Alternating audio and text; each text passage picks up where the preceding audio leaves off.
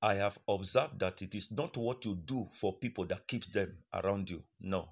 It is their willingness to be kept by them that keeps them.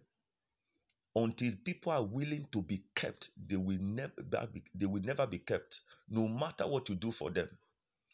No matter what you do for anybody, if they want to go, they will go. Uh-uh. Many walked out of Jesus in John chapter 6.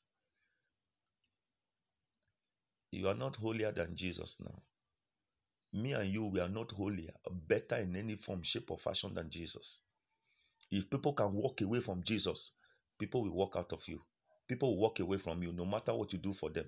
So be at peace as you serve the Lord and as you give to people, knowing that not everybody will stay with you.